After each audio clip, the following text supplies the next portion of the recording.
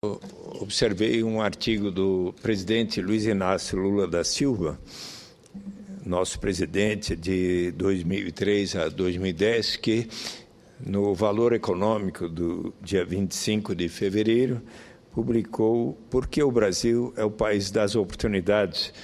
E dada a relevância deste seu pronunciamento, que tem muito a ver com a palestra que ele fez para empresários em Nova York há 2 semanas, acredito que é muito relevante esse artigo.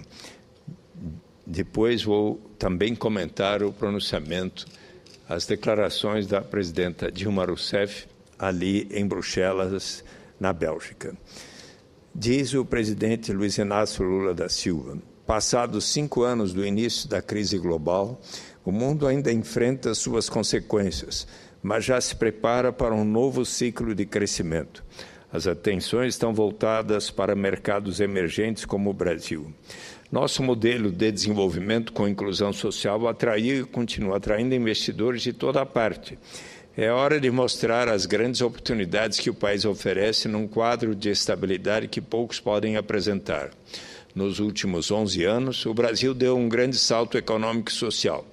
O PIB em dólares cresceu 4,4 vezes e supera os 2,2 trilhões de dólares.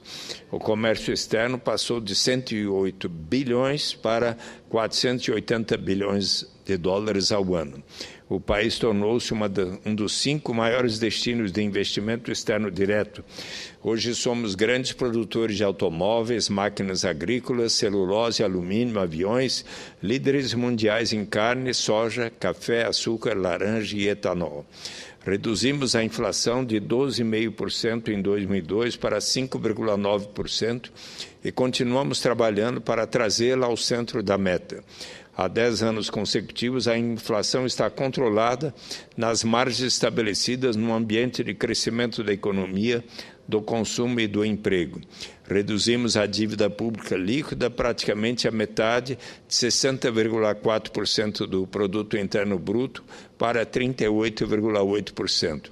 As despesas com pessoal, juros da dívida e financiamento da Previdência caíram em relação ao PIB. Colocamos os mais pobres no centro das políticas econômicas, dinamizando o mercado e reduzindo a desigualdade. Criamos 21 milhões de empregos, 36 milhões de pessoas saíram da extrema pobreza e 42 milhões alcançaram a classe média. Quantos países conseguiram tanto em tão pouco tempo, com democracia plena, em instituições estáveis? A novidade é que o Brasil deixou de ser um país vulnerável e tornou-se um competidor global. E isso incomoda, contraria interesses. Não é por outra razão que as contas do país e as ações do governo tornaram-se objeto de avaliações cada vez mais rigorosas e, em certos casos, claramente especulativas. Mas um país robusto não se intimida com as críticas, aprende com elas. A dívida pública, por exemplo, ganhou relevância nessas análises, mas enquanto os países a dívida bruta se mantém estável em relação ao PIB, com perfil adequado de vencimentos, como ocorre no Brasil, desde 2008, o país faz superávit primário médio anual de 2,58%. O melhor desempenho entre as grandes economias. E o governo da presidenta Dilma Rousseff acaba de anunciar o esforço fiscal necessário para manter a trajetória de redução da dívida em 2014. Acumulamos 376 bilhões de dólares em reservas, 10 vezes mais do que em 2002 e 10 vezes maiores do que a dívida de curto prazo. Que outro grande país, além da China, tem reservas superiores a 18 meses de importações? Diferentemente do passado, hoje o Brasil pode lidar com flutuações externas, ajustando o câmbio sem artifício e sem turbulência. Esse ajuste que é necessário contribui para fortalecer nosso setor produtivo e vai melhorar o desempenho das contas externas. O Brasil tem um sistema financeiro sólido e expandiu a oferta de crédito com medidas prudenciais para ampliar a segurança dos empréstimos e o universo dos tomadores. Em 11 anos, o crédito passou de 382 bilhões de reais, para 2,7 trilhões de reais, ou seja, de 24% para 56,5% do PIB. Quantos países fizeram expansão dessa ordem, reduzindo a inadimplência? O investimento do setor público passou de 2,6% do PIB para 4,4%. A taxa de investimento no país cresceu em média 5,7% ao ano. Os depósitos em poupança crescem há 22 meses. É preciso fazer mais, simplificar e desburocratizar a estrutura fiscal, aumentar a competitividade da economia, continuar reduzindo aportes aos bancos públicos, aprofundar a inclusão social que está na base do crescimento. Mas não se pode duvidar de um país que fez tanto em apenas 11 anos. Que país duplicou a safra e tornou-se uma das economias agrícolas mais modernas e dinâmicas do mundo? Que país duplicou sua produção de veículos? Que país reergueu do zero uma indústria naval que emprega 78 mil pessoas e já é a terceira maior do mundo? Que país ampliou a capacidade instalada de eletricidade de 80 mil para 126 mil megawatts e constrói 3 das maiores hidrelétricas do mundo? Levou eletricidade a 15 milhões de pessoas no campo, contratou a construção de 3 milhões de moradias populares e já entregou a metade? Qual o país do mundo, segundo a OCDE, que mais aumentou o investimento em educação, que triplicou o orçamento federal do setor, ampliou e financiou o acesso ao ensino superior com o ProUni, o FIES e as cotas, e duplicou para 7 milhões as matrículas nas universidades, que levou 60 mil jovens a estudar nas melhores universidades do mundo? Abrimos mais escolas técnicas em 11 anos do que se fez em todo o século XX. O Pronatec qualificou mais de 5 milhões de trabalhadores. Destinamos 75% dos royalties do petróleo para a educação. E que país é apontado pela ONU e outros organismos internacionais como exemplo de combate à desigualdade? O Brasil e outros países poderiam ter alcançado mais, não fossem os impactos da crise sobre o crédito, o câmbio e o comércio global que se mantém estagnado. A recuperação dos Estados Unidos é uma excelente notícia, mas neste momento a economia mundial reflete a retirada dos estímulos do FED. E nessa mesma conjuntura adversa, o Brasil está entre os 8 países do G20 que tiveram um crescimento do PIB maior que 2% em 2013, 2,3% conforme o IBGE hoje revelou. O mais notável é que, desde 2008, enquanto o mundo destruía 62 milhões de empregos, segundo a Organização Internacional do Trabalho, o Brasil criava 10,5 milhões de empregos. O desemprego é o menor da nossa história. Não vejo indicador mais robusto da saúde de uma economia. Em verdade, a taxa de desemprego, a menor desde que se iniciaram os dados relativos ao desemprego nas regiões metropolitanas brasileiras, está em 4,2%, o menor da história. Que país atravessou a pior crise de todos os tempos, promovendo o pleno emprego e aumentando a renda da população? Cometemos erros, naturalmente, diz o presidente Lula, mas a boa notícia é que os reconhecemos e trabalhamos para corrigi-los. O governo ouviu, por exemplo, as críticas ao modelo de concessões e o tornou mais equilibrado. Resultado, concedemos 4,2 mil quilômetros de rodovias com deságio muito acima do esperado.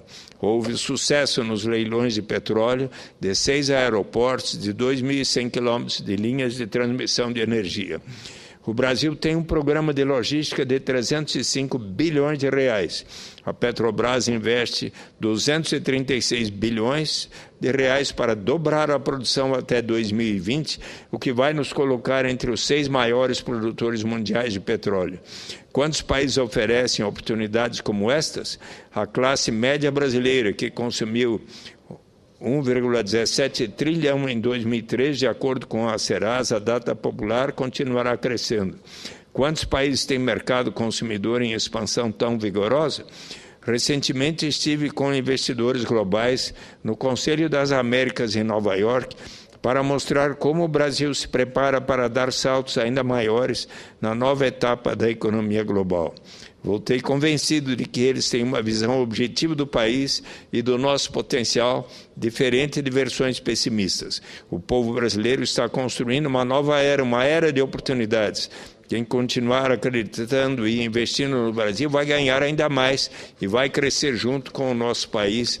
Assim conclui Lula o seu artigo bastante otimista, porque que o Brasil é o país das oportunidades no valor econômico do dia 25. E aqui gostaria de ressaltar alguns dos pontos do discurso realizado pela presidenta Dilma Rousseff, a minuta que ela preparou no comunicado da 7ª cúpula do Brasil para a União Europeia, no dia 24 de fevereiro último. Quero expressar, diz a presidenta Dilma Rousseff, minha grande satisfação de participar desta 7ª cúpula União Europeia-Brasil, durante a qual tive a ocasião de, juntamente com meus colegas europeus, trocar opiniões e informações acerca das relações entre o Brasil e a União Europeia, mas também das principais questões da agenda internacional. Agradeço a acolhida do presidente do Conselho Europeu, Herman Van Rompuy, e de meu amigo João Manuel Durão Barroso, presidente da Comissão Europeia.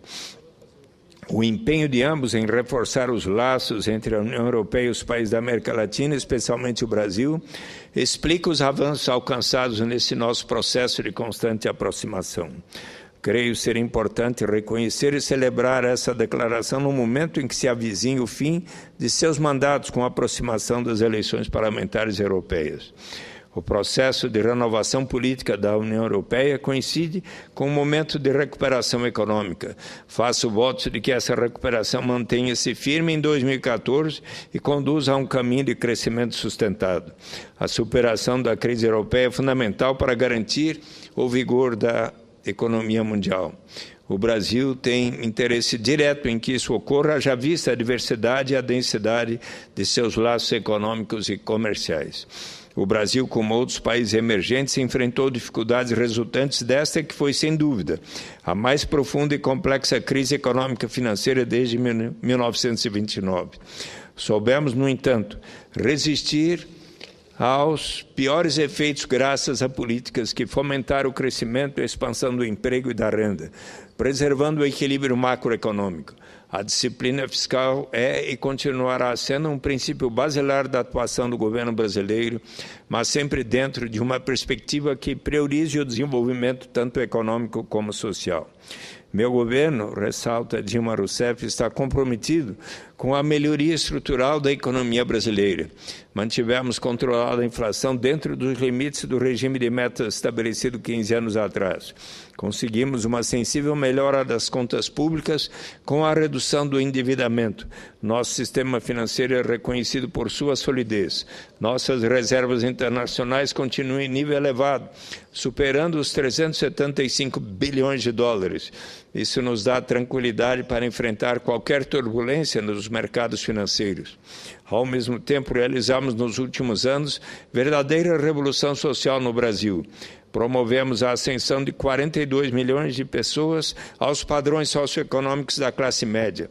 Aumentamos a renda per capita mediana das famílias em 78%. Geramos somente nos últimos 3 anos 4,5 milhões de empregos.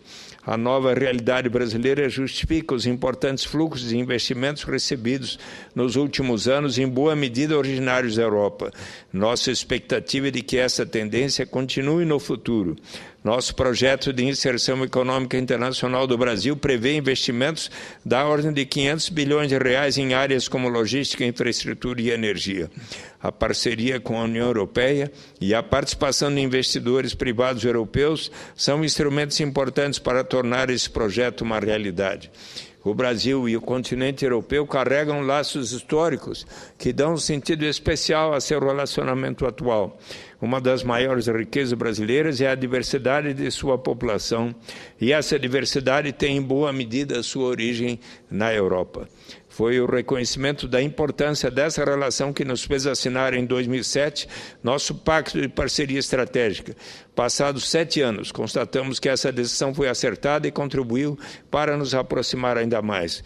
No plano do comércio e dos investimentos, a União Europeia continua sendo o principal parceiro do Brasil. Em 2013, os investimentos europeus no país alcançaram 24,5 bilhões de dólares, o que corresponde a mais de 1/3 do total dos investimentos recebidos. Também o Brasil consolida-se como importante fonte de investimentos diretos estrangeiros na União Europeia. Em 2011, alcançamos a condição de 5º maior investidor na região. Essa reciprocidade é fundamental, pois consolida as relações entre os atores econômicos dos dois lados e contribui para o desenvolvimento sustentado de nossas economias. A parceria estratégica União Europeia-Brasil constrói-se sobre as bases dessa reciprocidade. O grupo de trabalho sobre temas econômicos lançado hoje permitirá desenvolver uma agenda cada vez mais positiva ao unir os governos e as comunidades empresariais do Brasil e da União Europeia em torno de iniciativas concretas voltadas para a promoção de competitividade dos investimentos. A Cúpula Empresarial Brasil-União Europeia, que realiza a sua 7ª reunião, é outra prova da importância de nossos vínculos econômicos, ao demonstrar claramente o engajamento de nossos setores privados. É preciso reconhecer que, por maior que seja o compromisso dos governos, o êxito das relações econômicas entre países ou blocos depende essencialmente do interesse da iniciativa privada. No caso do Brasil e União Europeia, esse interesse é evidente. Terá impacto decisivo, nesse sentido, a conclusão do acordo de associação entre Mercosul e a União Europeia. Apesar da complexidade de uma negociação dessa natureza, é importante reconhecer os avanços obtidos nos últimos meses. O Mercosul está fazendo um grande esforço para consolidar a sua oferta, que deverá apresentar em breve. Esperamos que o lado europeu possa fazer o mesmo, apresentando uma oferta que traga benefícios iguais aos dois lados. Outra área com potencial para impulsionar nossas relações econômicas é a cooperação em ciência, tecnologia e inovação. Temos trabalhado coordenadamente em pesquisas e investimentos em áreas como biocombustíveis e tecnologia da informação. Estamos avançando no acordo para a construção de um cabo submarino de fibra ótica ligando nossas duas regiões, que permitirá conectar redes de pesquisa, reduzir custos e melhorar o serviço de transmissão de dados. Nossa cooperação é relevante no tema educação.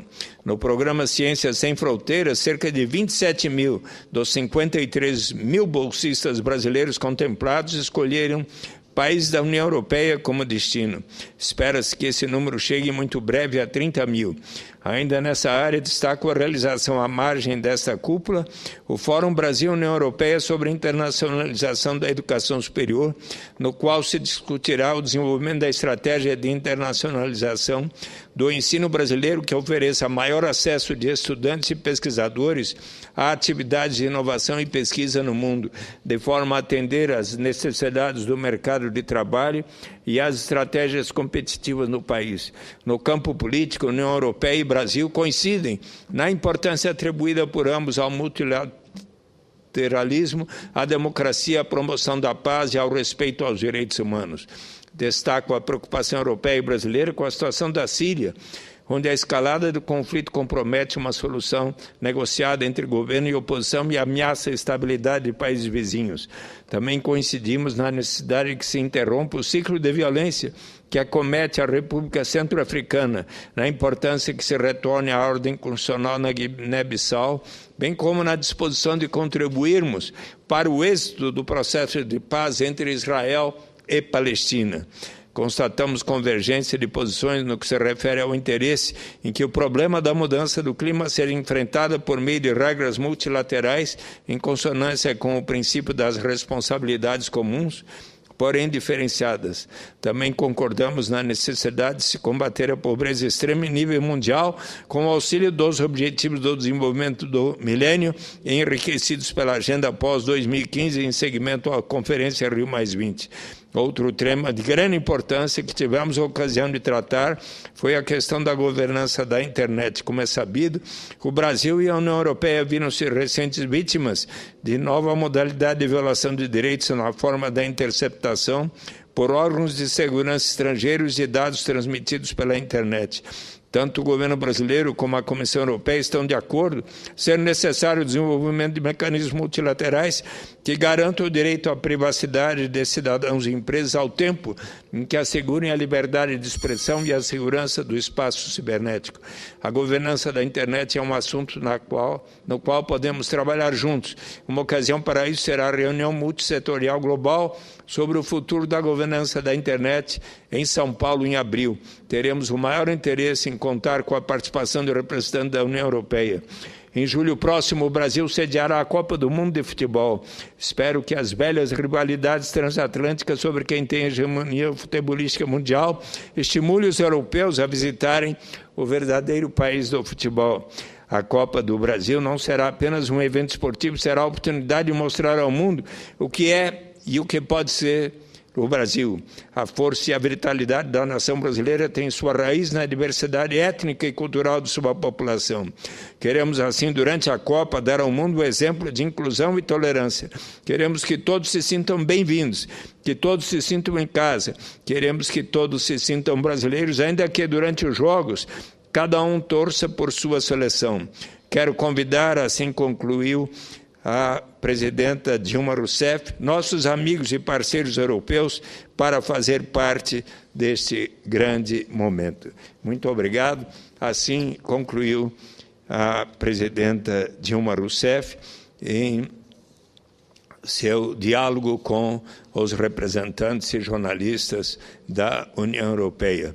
E eu espero, sinceramente, que possa a Copa do Mundo ter um grande sucesso e conclamo mais uma vez a todos aqueles que têm críticas a realizar, seja a realização da Copa, que o façam de maneira pacífica, respeitosa e que evitem a realização ou os atos de depredação, de violência, inclusive para evitar mortes como a do jornalista Santiago, da TV Bandeirantes, e tantos infortúnios que têm ocorrido.